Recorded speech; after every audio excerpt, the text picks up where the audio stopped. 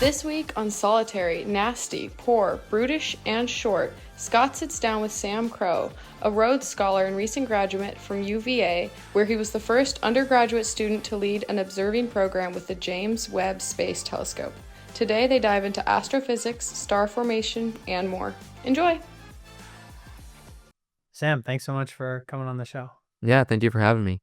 So my first question is about your research in massive star formation.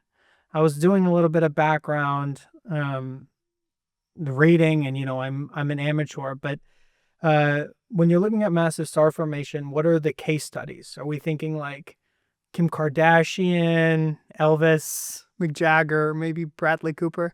What kind of stars are you looking at? Well, in terms of case studies, we try to go as close as we can to the Earth when we study any celestial object. The closer something is, the brighter it is, and the higher resolution we can see it. It's sort of the same effect as if you held a pencil closer to your face and then if it was on the other end of this room. So generally, we want as close as possible. It happens to be that the closest regions where massive stars are actively forming are around 1,000 light years away, in the constellation Orion, actually, like the Orion Nebula. If you've seen the constellation with Orion's belt and the beautiful pictures of the Orion Nebula, that's where the closest massive stars are forming to the Earth. So that's probably where I would start if you're talking about case studies. But my work is on massive star formation that occurs in different environments, more extreme environments, because the Orion Nebula it's sort of the equivalent of studying dogs in the suburbs versus dogs in a metropolitan area like New York City. So if I want to just study dogs, I want to know exactly how dogs work. If I were to just study the kind of dogs I see in suburbs, maybe I see a lot of golden retrievers, some bigger dogs, wider open space, even if I'm in a rural area, you'd see very different kinds of dogs than if I'm in New York City. If I'm in downtown New York City, I might see something smaller, more compact, something that fits in a bag. Either way, it's very different. And it's the same thing with stars, whether they're near the sun or in an extreme environment like the center of the Milky Way. So that's why they're interesting to me, because the theory is that if you study these massive stars way away from the sun in an environment that does have these more extreme conditions, you might learn something new about the process. Okay. All right. This is cool. So when you say massive stars, does that necessarily mean that they're enormous or just that they have mass? I mean, I assume all stars have mass. Like, Right, let's well, break this down. all stars are pretty enormous, right? So our sun, for example, is over 99.9% of the mass in our solar system. But massive stars, what we would consider massive Is that stars. wait, break this down. Or maybe I should know this. Just our sun, it contains 99% of the mass in our solar system, the Milky Way. No, just our solar system. Yeah, just the planets, the asteroids, the comets, everything in our solar system. Okay, the solar system is what are the Matryoshka dolls? It's like we have our Earth, which is one planet within our solar system, which is what? Which is within... Well, so that includes the 8 planets, the 4 terrestrial planets, the 4 gas giants. That includes the asteroid belt and also the Kuiper belt, which is a belt of more icy objects in the farther reaches of the solar system. This also, I think, this depends on who you asked. I'm not an expert in this in particular, but this also includes what's called the Oort cloud, which is this huge, more extended, very nebulous area where comets come from, for example. Comets will start way out, like a light year away or something. I'm not entirely sure if that's the exact distance, but they start very far out in the Oort cloud, and then they swing into the solar system close to the sun. But what I'm referring to is just the mass in the solar system, so the actual weight, how much stuff is there. The sun, by and large, completely dominates the solar system. It's huge. But the kind of stars that I study are over 8 times the mass of our sun. Oh, wow. Yeah, so the sun's just like a little guy compared to your stars. Yes, exactly. So our sun is a pretty standard star. Actually, it's still pretty non-standard because most stars are actually smaller than our sun, like maybe half the mass of our sun or even less than that, because there are a ton of what we would call low-mass stars throughout the universe. But these really massive stars are very rare, as you can imagine, even if our sun is uncommon. Something that's 8 times bigger than our sun is really, really rare, but they're super important. So the reason why we use that 8 times cutoff is because those are the sorts of stars that turn into black holes and neutron stars and die in supernova and do all sorts of other crazy astrophysical stuff that you've probably heard of before. So they're really extreme objects, they're very interesting objects, and they're very rare objects. So that's why it's like you're hunting after your gold hunting, your diamond hunting. You're really trying to find these things and then study them as much as you can because they're central to the universe. Okay, so I mean, I have a lot of questions about stars, black holes, density, all kinds of things, but maybe we just start like from the most rudimentary, like what is a star? A star is really a collection of predominantly hydrogen gas. There's also some helium gas and maybe some heavier elements, but the basis is mainly hydrogen and helium that is being held together by gravity, but is not collapsing because of radiation pressure that is pushing outwards. So it's sort of a stasis, an equilibrium, if you will. At least for stars like our sun, gravity's pulling in, and then there's some light that's pushing outwards. And the reason why that light is But being light generated, has no mass, right? yes, but quantum mechanics tells us that light has momentum, and if something has momentum and it travels in a certain direction, it exerts a force. Okay. So you got all this gas like swirling around, and then does it start to attract mass, like dirt, like debris, like whatever? Yeah, it does actually. So when any star forms, you can imagine some giant gas cloud that then gravity pulls inwards, and you Oh, end the up gas solidifies. at some point, yes, you would have some central object that we call a protostar, where nuclear fusion, the fusion of hydrogen into helium, begins. This would be the other aspect of the definition of a star that I would raise, is that a star undergoes some sort of nuclear fusion. There are some objects that we call brown dwarfs that don't directly undergo nuclear fusion of hydrogen into helium. They undergo other more complicated processes involving what's called heavy hydrogen that I won't go into. But this fusion is very important because when we talk about the light that I was just mentioning, that light is created by the process of nuclear fusion. So that is what's causing the star to not collapse inward onto itself. It's allowing the stasis to continue because of nuclear fusion.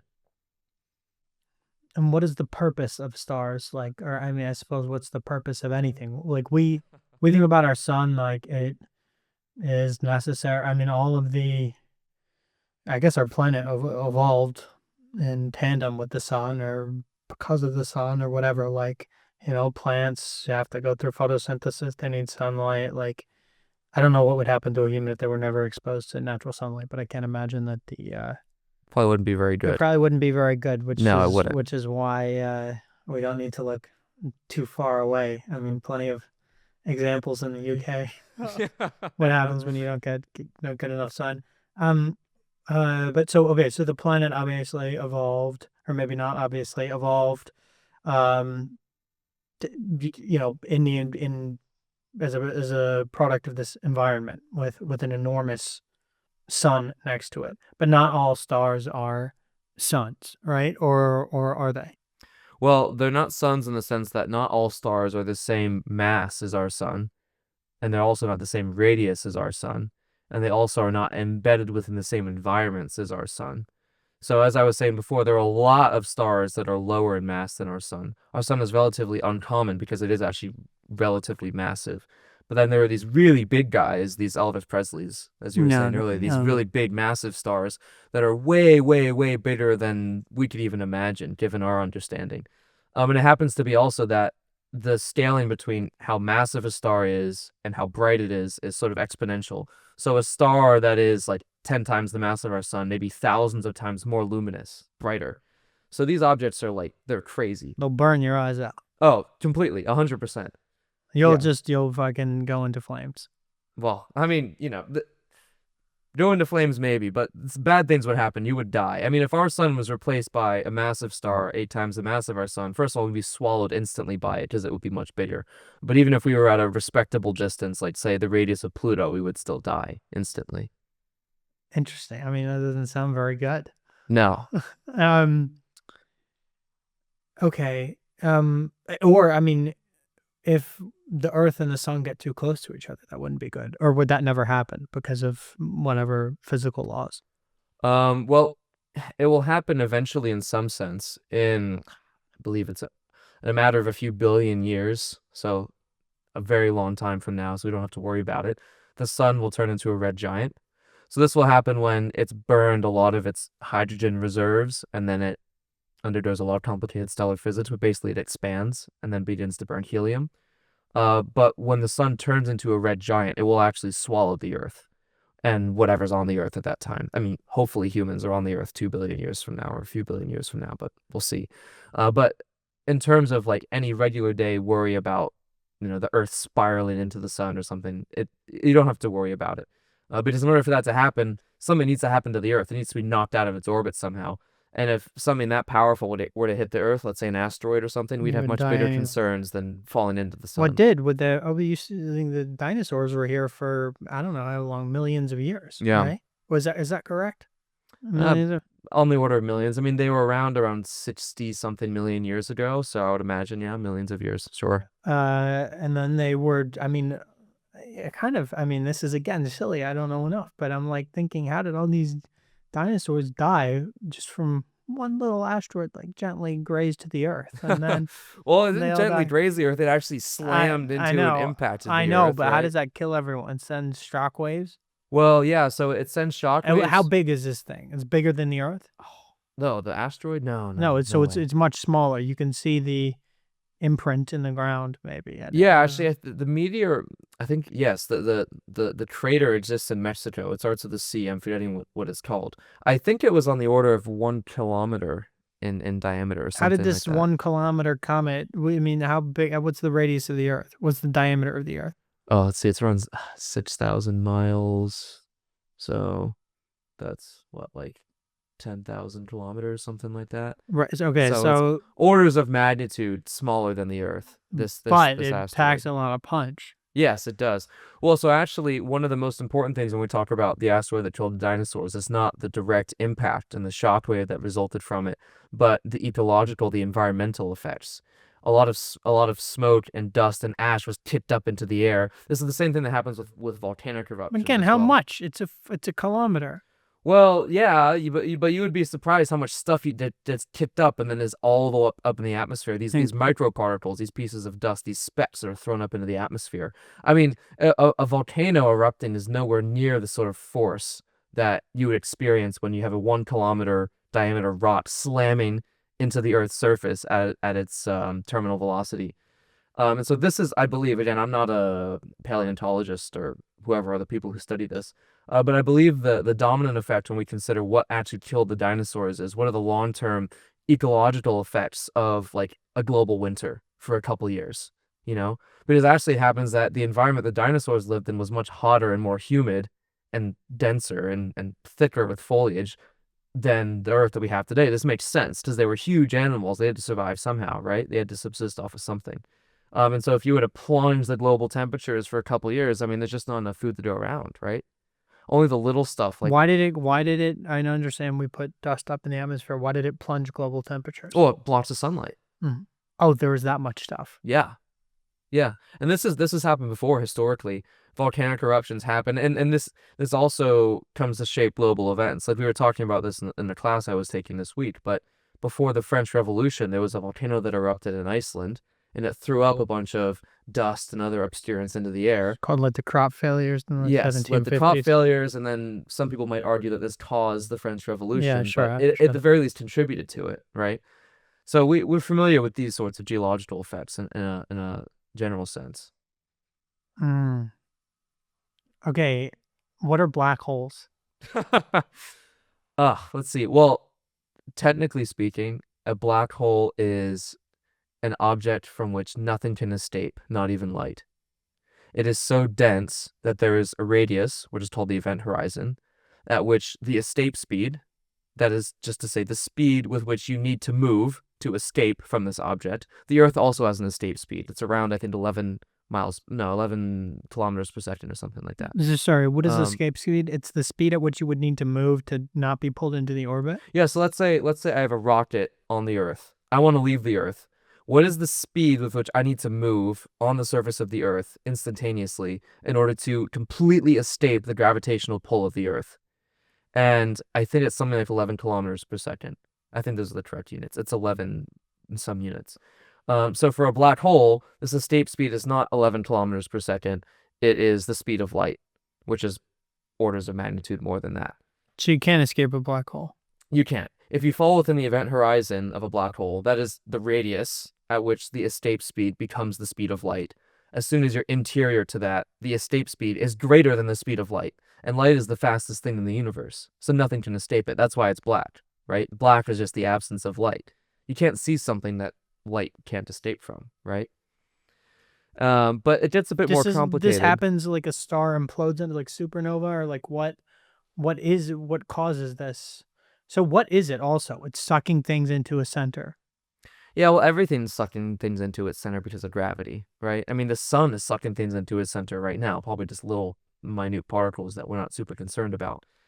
But a black hole is unique, and you're right that they're generated from these massive stars. Again, this going back to massive stars and why they're important. To give a brief overview of the physics, when a star reaches the end of its life, I mentioned earlier the sun would turn into a red giant when it fuses hydrogen into helium. Its hydrogen reserves run out. For more massive stars, they'll then burn further down the periodic table. So you burn, helium into whatever, carbon, oxygen, silicon, these sorts of things. When the star dies is when it can no longer sustain that radiation that I was saying pushes outwards against gravity. So now you have gravity pulling inwards, and there's not enough radiation. There's no radiation pushing outwards, and the thing collapses. It's just gravitational attraction. And in some of these objects, like our sun, there is some resistant force that eventually takes over due to quantum mechanics, which I won't get into, but this produces an object called a white dwarf. And this is held together by what's called degeneracy pressure, it's some very strange quantum mechanical effect that I won't get into. What I will say is that for more massive stars, there is so much mass that actually this quantum mechanical pressure is not enough to create a stable object, and it keeps collapsing further and further and further. That's how you create a black hole. Forever. Where's there is no center, because this is just continuous collapse. Well, so this is where it gets into the physics that I can confidently say nobody knows, because we don't actually know what's in the center of a black hole. If you've seen the movie Interstellar, they present you some idea of what the center of a black hole might look like, but we really don't have any idea. At the center of a black hole, there is what we call a singularity. And this is sort of a cop-out term because, again, we don't really know what's there. But a singularity is a single point. Because as I said, there's nothing that can oppose this collapse. So ultimately, you'd end up with a single point. It has no dimension. But do we know there's like where black holes are in the sky? We can see these patches where there's absences of light, and do you track them over time and see if they've like moved or? Well, so actually, the interesting thing about black holes is they end? Do they end? What do you mean? I mean, is there ever like you see that there's a dark patch somewhere, and there's a black hole? There's no light in this vicinity, and then 20 years later, you see that there's light again. Well, so actually, people have done searches for black holes in this way, basically looking out into the sky and trying to see when things disappear and when they come back again. But as I understand, we've never found any black holes that way. The main way we find black holes, well, there are a few ways that we find them. One of them is through gravitational interactions. So this, for example, is how we found the supermassive black hole that is over 1 million times the mass of our sun, that is in the center of the Milky Way galaxy. Doesn't sound like a pleasant place to visit. No, it's really not. We found it through gravitational interactions with the nearby stars. So this is sort of introductory physics, the sort of stuff that Isaac Newton and Johannes Kepler were working on hundreds of years ago.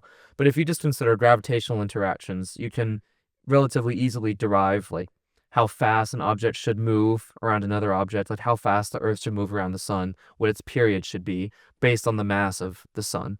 And so we studied these stars at the very center of the Milky Way. We saw them whipping around something, but we didn't see that thing. So whipping around, wouldn't it get sucked in? Well, it would get sucked in if something were to knock it. This is similar to what I was saying about the Earth earlier. What is whipping? What's causing the whippage? Well, it's because it's what we call an elliptical orbit. So, for example, the comet. Oh, sure. Objects like the Earth follow roughly circular orbits around the sun. Objects like comets will follow a highly elliptical orbit where they start way out here and the sun's here. They come in towards the sun and they whip around and they come out to the far reaches of the solar system. And so a lot of these stars in the center of the Milky Way, because of complicated gravitational interactions, have these elliptical orbits. So what you would see, you look in the center of the Milky Way, you'd see a video of like a star coming in and then it whips around and then it goes back out and it moves really slowly and it comes in and it whips around and then it comes back out again really slowly. And scientists, we studied this for decades. And the first clue was, well, we don't see anything. There's nothing like, is it a star? Like it's something really big. It's really massive. Because you can do the math, as I said, using Kepler's laws to say like this should be around 1,000,000 times the mass of the sun based on the period of this star whipping around it. But we don't see anything. So we said this is almost certainly a black hole. We weren't entirely sure. Can we send drones that are like super fortified and like can go at the speed of light to like take pictures? Well, the center of the Milky Way is like 25,000 light years away from Earth, so you'd be waiting a really long time. Well, I don't just get and build something really fast. We have to move faster than the speed of light. Like what F-16s can go at the speed of like, maybe not the speed of light. They can go pretty fast, right?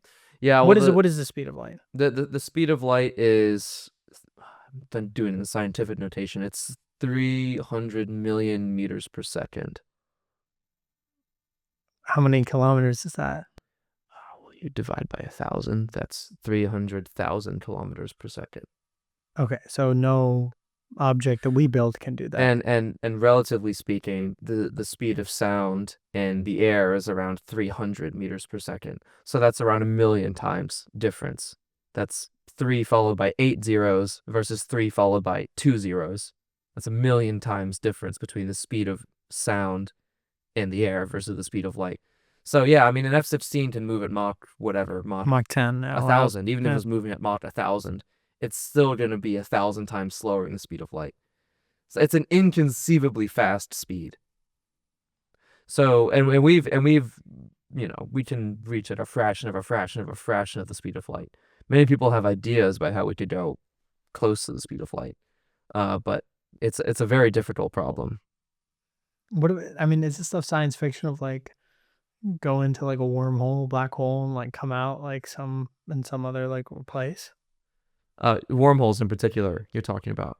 I don't know what I'm talking about. That's why I'm asking you. You know, it's like we go through like the Narnia door and then we come out like in a different area of space-time. Well, so mathematically speaking, like wormholes, that is to say like a bridge between two very distant places.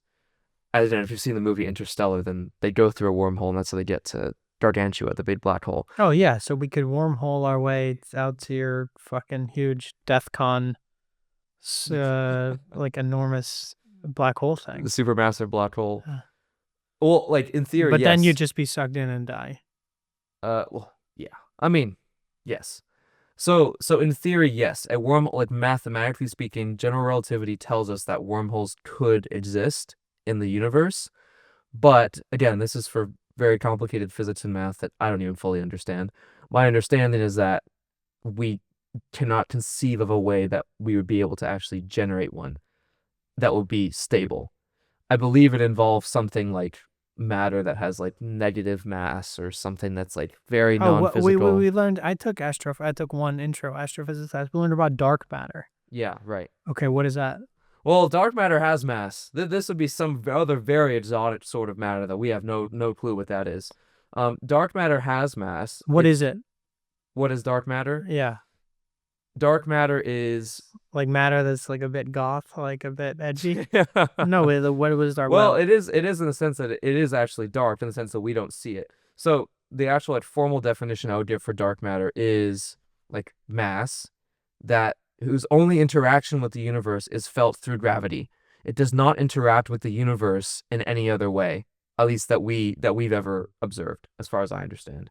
So, like for example, why can't we see it if we can see the effects? Well, how do you see anything? I mean, you see like the light from some lamp, or you see the light from like hydrogen that's billions of light years away.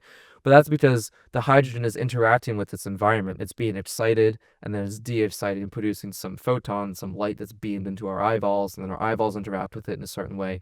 Dark matter doesn't do any of that. Dark matter only feels gravity. So dark matter, for example, is probably around us right now in some form. what density it is, people would debate. There's many theories about it, obviously. We know that in the Milky Way, there's a lot of dark matter, for various reasons that I turned it into. But we don't see it. We can see the effects of it, that are gravitational effects. So, for example, another prediction of general relativity, that is Einstein's theory of gravity, is that gravity can actually produce a lensing effect. This is also something you've seen in Interstellar, if you've seen that movie.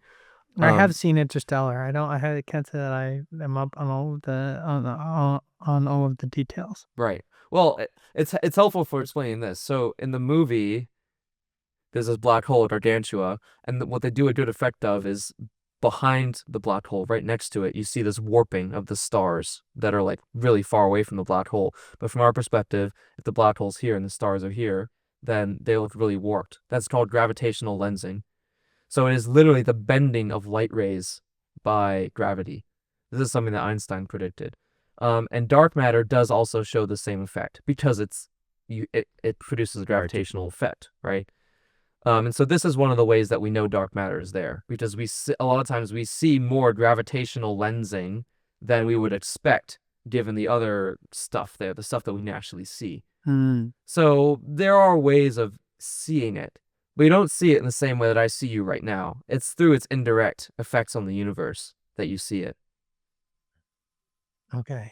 So we got to build a wormhole. You got to get to work on this and do your PhD.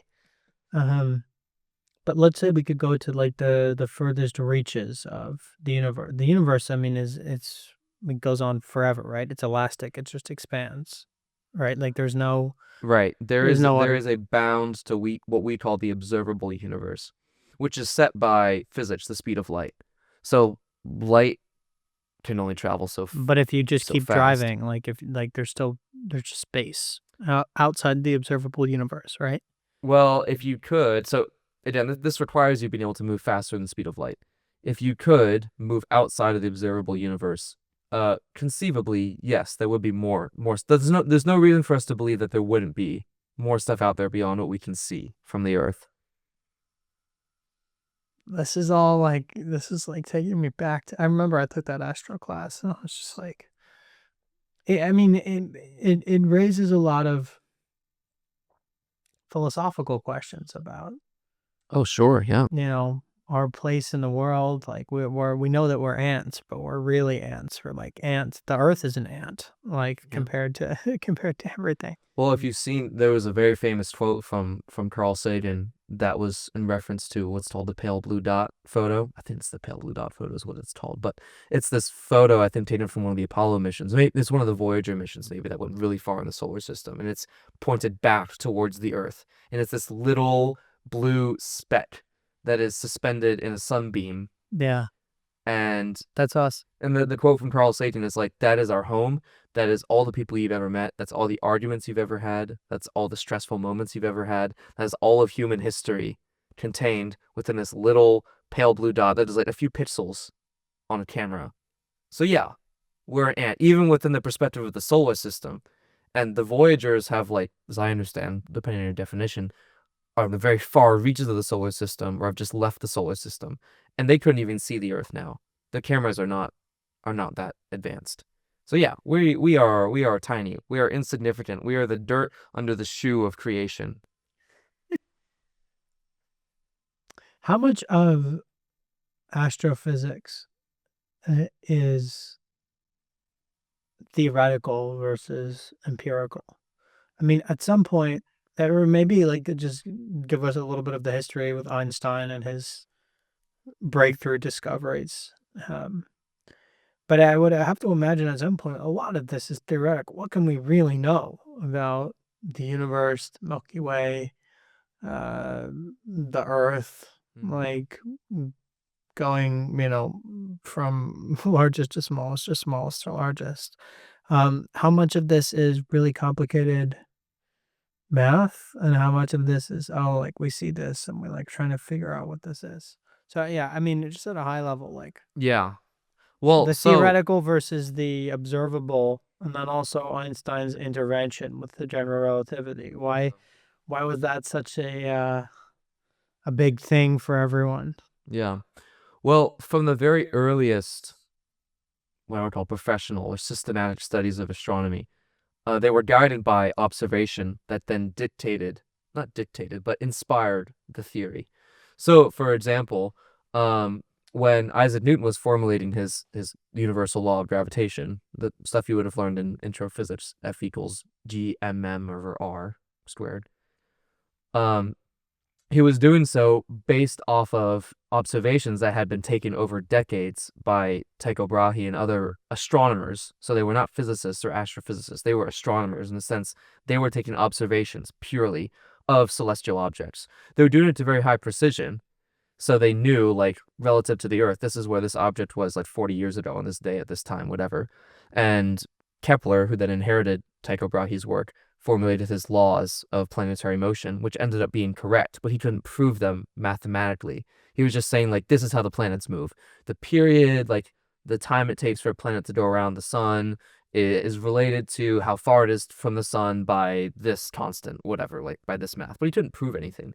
Newton came along and he proved it by, first of all, inventing calculus, and then using calculus to derive his kinematic laws, and then also his law of gravitation.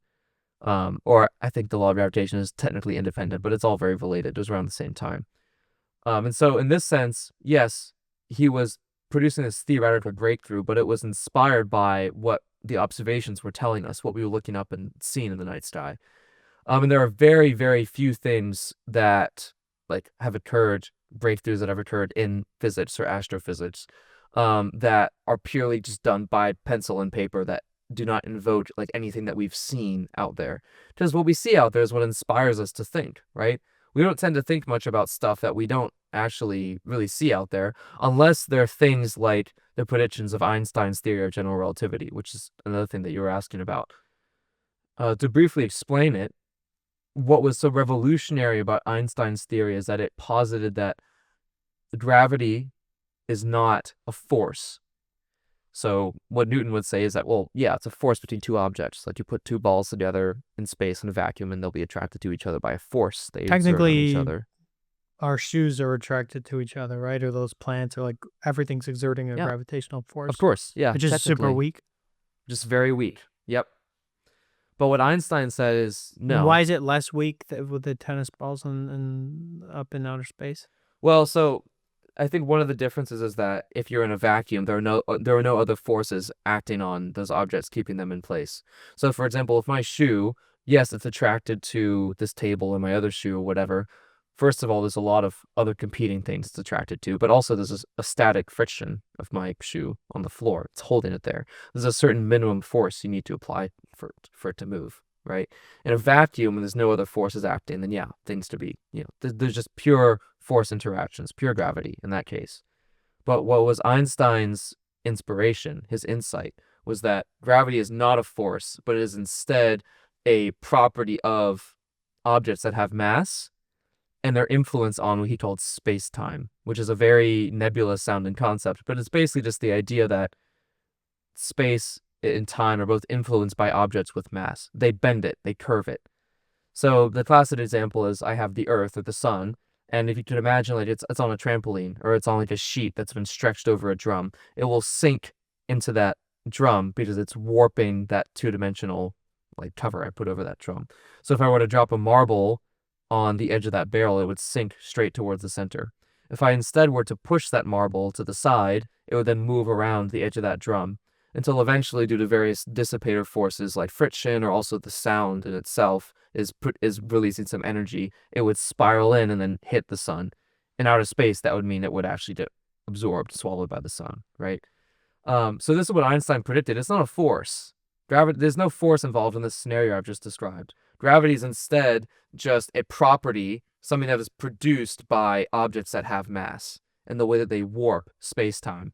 And so to go back to your original question, it sounds quite complicated, but really it's a quite elegant theory in that it requires invoking relatively few things. Actually, in another sense, it boils down to just a couple equations that govern the whole theory. But it made some very profound predictions about things that should occur in the universe. For example, he predicted black holes, Einstein did, because of what general relativity was telling him, that these objects should exist. This is actually part of the reason why when he first published his papers back in the early 20th century, people didn't believe it. Because they were like, what, your theory predicts that these like crazy things exist? Like, why would you believe that? Like, those don't exist. We've never seen them. Like, how crazy is that? Those can't exist. It also predicted a phenomenon called gravitational waves that have also been observed only, like in the past decade or so. That took, over a century to get to that point. So there are some cases where this is pure physics, what Einstein was predicting. I think in the long tradition, it does come out of observational astronomy, the stuff that Newton was doing, because he was considering what's happening up there in space. But he was really considering it in a very abstract sense. How does gravity work? This is pure physics in its essence. But it made a lot of predictions about stuff that should occur way out there in the universe. So Newton was late 17th century, Einstein's early 20th century. What about 18th, 19th century? So, well, in the 18th and 19th century, there was a lot of work being done in fields like electricity and magnetism and in statistical physics and I wouldn't say in quantum mechanics, but in sort of the preliminaries to quantum mechanics, like radiation theory or like the sort of things that were keying people into the fact that quantum mechanics might be real. But in terms of gravity, people basically took what Isaac Newton said is like the Bible. Like, yes, gravity works this way. And it wasn't until, again, Einstein came along and had this insight that this new theory came about. And for the record, it also revolutionized different fields as well, such as like electricity, magnetism, or statistical physics. These other fields, they also changed along with this new theory of gravity. Yeah, a lot of stuff was happening there. It wasn't just like people like sitting around. I know. Waiting for some genius to come along and give them some work to do. There were plenty of these guys of like, I think it was 18th century, it was Maupertuis. There's a book on him by, I forget who wrote it, but it's called The Man Who Flattened the Earth. Yeah. Because he like went to the two poles of the Earth and he was doing cool experiments. 19th century, I'm not as familiar with, to be honest. But this is cool. Okay, I mean, so this is, getting back to like some spicy topics. Extraterrestrial life. It seems to be a fascination in our culture, that people are curious. What else is out there? Who else is out there? Surely we can't be alone. And what are the implications of if we are the only intelligent species? There's these, sort of techno utopian ideas about, human machine cyborgs, or even like, you mentioned the singularity earlier. This is used in an AI context, like the singularity of when it surpasses human intelligence. I think we might already be there. Mm-hmm. I guess it depends on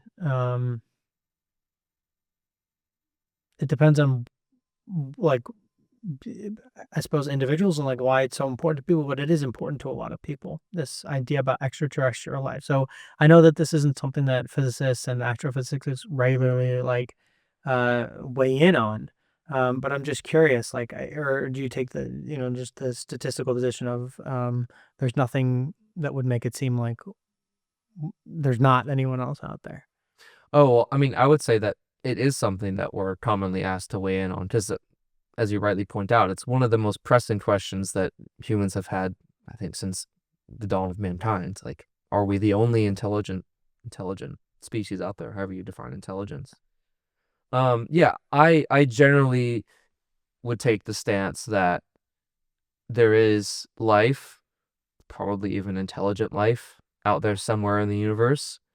I don't think that we have found it yet, in the sense that I don't think it has been to Earth. I don't think that it's in the solar system somewhere. It could be, there could be life in the solar system, but I don't think it's intelligent life. So, for example, there are some places like Europa, for example, one of the moons of, I think it's the moon of Jupiter, where scientists have discovered these huge subterranean oceans. Well, they're subterranean, they're beneath these ice sheets, but there are these huge oceans of liquid water. And so we think there might be life on Europa, potentially. There could be. Was Europe named after Europa? No. Europa was like Europa was named after Europe. Well, Europa and Europe, I think come from Greek mythology commonly, Oh, like okay. in common. So I don't actually know. But to answer your question, I do think that there's life out there somewhere, intelligent life out there somewhere. Statistically speaking, as you bring up, there are trillions and trillions and trillions of stars in the universe. And from our study of exoplanets, planets around other stars that has only really taken off in the last few decades, we know that statistically is at least one on average. I would say probably a few, because there are many planets we can't observe in other systems, around each star. So if you do the math, this is trillions and trillions and trillions and trillions of planets that exist out there in the universe as like a lower bound estimate. So I think, it's certain from a statistical perspective that whatever factors need to coincide for life or intelligent life to be produced on a planet must have occurred in some other place. But again, we don't even really know what those factors are in their totality. It's been posited and suggested and worked out a little bit, but it's one of those huge questions that even for us as astrophysicists or biologists or chemists or physicists, we kind of just throw our hands up at some point and we're like, yeah, I mean, we wish we knew as well. Well, yeah, I don't know. People tend to be a little conspiratorial sometimes, thinking they know, like, first of all, who's they? Whenever you hear someone say, like, they don't want you to know, I'm like, who's they? Who's the amorphous, like, secret, cabal that you're thinking about? The deep state, Yeah, the deep state, the whatever, lizard people. the lizard people. I had a friend who, uh, like, embedded with like the lizard community, or like he interviewed one of these like lizard conspiracy theorist guys. And this is while I was living in Australia. Yeah, I mean, I guess the question that I come back to is like, does it matter? Does it matter to how you live your life now? Oh, what if there's life out there Yeah, somewhere? like there is probably life out there somewhere, but more like people are so curious, Like, does it matter what someone on some other state is doing? Like, let them, or some other country, like, Yeah. what do you care, man? Like, Yeah. let people do Well, in a their sense, thing. I could ask the same question about the entire field of astrophysics, because a lot of it's rooted in curiosity for curiosity's sake. When we talk about the question of extraterrestrial life, but even the entire field, we're looking out and we're trying to think about what is out there, what do we want to know, like, how inspiring it is and how cool it is, and like, I think it's a very valid question. For me personally, yeah, you're right. It does not affect the way I live my life. If aliens were discovered tomorrow, the only way it would affect my life is through the ways it would affect other people's lives, because they would probably care about it more than I do. Um, so Also, if we're just the pale blue dot, what would they want with us? We're just the pale blue dot, Maybe they're like a million times smarter, yeah, well, or no, not. this is a point. This is a point I bring up a lot. Is that Don't I we have think satellites speaking in like fucking like 50 languages, like orbiting around? sorry. We have satellites. I think this is like a Cold War era thing, going around our solar system, like saying hello and like phrases Oh in yeah, like in 100 languages. yeah. Well, it's also the case that I think you're referring to the Voyager spacecrafts, and maybe the Russians did something similar. I don't really know. But beyond that, there's also a much bigger like light bubble, transmission bubble, because we've been transmitting radio signals for what, almost a century now or something like that. So there's this bubble around the Earth of the signals we've sent out into space. Actually, I think I saw a fact somewhere that maybe one of the first signals that was so strong to have actually left the Earth and transmitted to be transmitted into like interplanetary space was, I think, the 1936 Olympic Games in Munich in Germany under the Nazis, which would be kind of crazy if one of the first things that aliens saw about human culture was Nazi Germany, right? Non-Nazi Olympics. Yeah, right. Um, but yeah, I mean, I think it's a fascinating question, but as a scientist, it's hard for me to give it much thought on a daily basis, because how do you tackle it? Like, Ye- we work at it incrementally. That's all we can ever really do, right? You think that, I don't know when it began. I'm looking at this. But do you think that has been a sort of erosion of trust in science. I mean, again, like, like both of our studies, like what is science? But let's just use our shared country of America now, for example. I think particularly after COVID, there was a breakdown in trust on many different levels. Trust in government, trust in just competent governance, trust in public health. Yeah. But do you see, um, how do you feel as a scientist? Do you feel like people trust and respect scientists? Again, like across disciplines. It could be technologists, it could be, climate people, it could be space people, it could be massive star formation people. What do you think about like trust in science? To my eyes, it seems to be at an all-time low, I would say.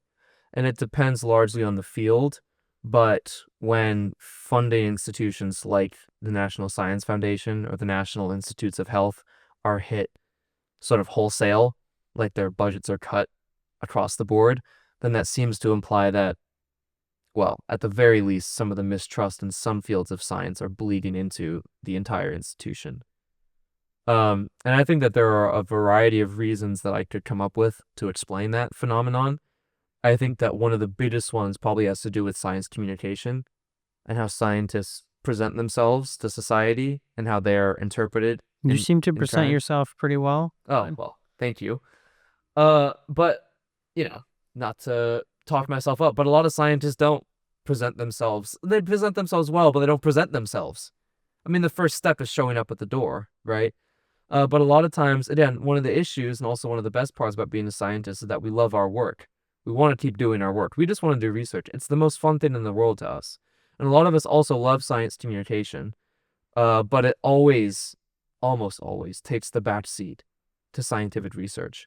Or if somebody makes a career out of being a scientific communicator, they're almost, I wouldn't say they're exiled from the scientific community, but they are treated in a different light. Like, oh, you're a communicator. You're not a scientist. Like maybe you have a PhD, but that was a few decades ago. You're a communicator now.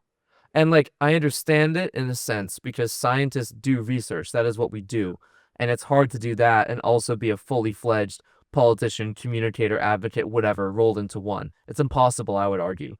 But the flip side of it is we have things like the anti-vaccine movement, where people genuinely just don't, there's a lack of communication on both sides. People don't really understand what vaccines are, why they came about, what problems they were meant to solve, and how we intended for them to keep solving those problems. And in their respect, I think the scientists also don't do the best job of communicating in the right manner, in the right way, why we should care about vaccines and what is the right way to approach them. So I think for the record, a lot of the issue revolves around our blind trust in experts.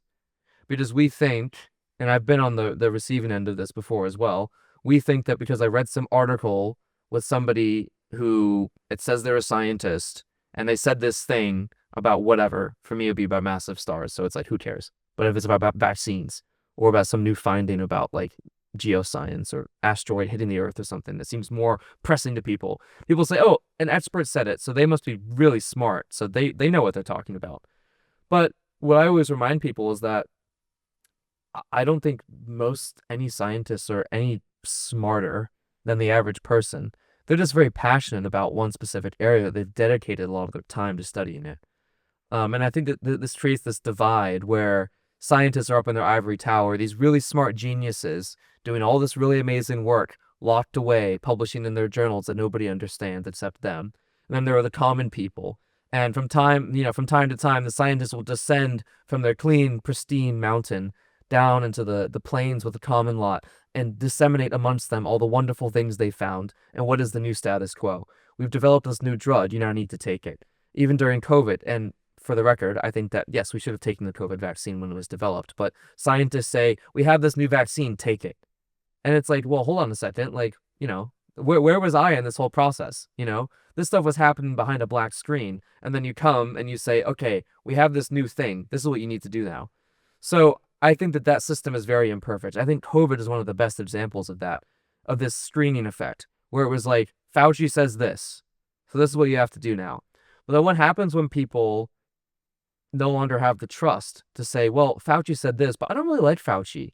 Like, I don't know. Like, he looks weird, or like he talks weird. This is not my thoughts, but I'm just putting myself in the shoes of somebody who might genuinely think this. Like, I don't want to listen to him. And as a scientist, we tend to be very rational. We want to say, like, no, but why would you not listen? Like, we have all these peer-reviewed studies. Like, look at all the citations for this study showing how effective the COVID vaccine is. Like, we're so rational. We learned about the natural world. This stuff is tested. It's true. It is. But what happens when somebody just says, no, like, it's tested, but I don't care. I don't want the vaccine. Then what do? It's a matter of trust. It's trust. It's not numbers. It's trust. What happens when that breaks down? Well, it has broken down. In a lot of ways, I think it has. I don't know what happens. I'm studying it myself right now. Okay. I'll Maybe get you'll back have to some you. answers then. All right, Sam. I just want to wrap up by asking you the same questions I like to ask every guest at the end of an episode. Favorite book and favorite movie. Oof. Let's see. One of my favorite books I read recently was Life of Pi. And I wouldn't say that movie was my favorite movie, but the movie's pretty good. I loved the novel. I think it's a very, very well written novel. I didn't actually know. Who wrote Life of Pi? It's Jan Martel, I think is his name. I didn't know, spoilers, but the novel's entirely fiction. Even after seeing the movie, a part of me was like, is this real? But no, it's entirely fiction. What's it about? Oh, you haven't seen it? Okay, yeah, sure. It is about. Don't give it the spoilers, but what's the premise? Well, so the premise is a voyage at sea, an unintentional voyage at sea, from an Indian man who was stranded on the way from, I think, Pondicherry to somewhere in Canada. His family was moving there. And he's like on a sailboat with like a tiger or something, right? Yes, exactly. Or like a lion. Or... Yes, and it contains many elements of. What? So how did he like is on like a raft or what? Yeah, he's on like a little boat. Yeah, he's on with a tiger. Why is there a tiger? Well, because his family owned a zoo in Pondicherry, and they were moving all their animals to. Where's Pondicherry? That's in the southeast part of India. It used to be a French they're moving all their animals to somewhere in Canada. I think they're moving. It's somewhere in North America that they're moving. So he just like floats across the ocean with a tiger. Yeah, well, he has to survive.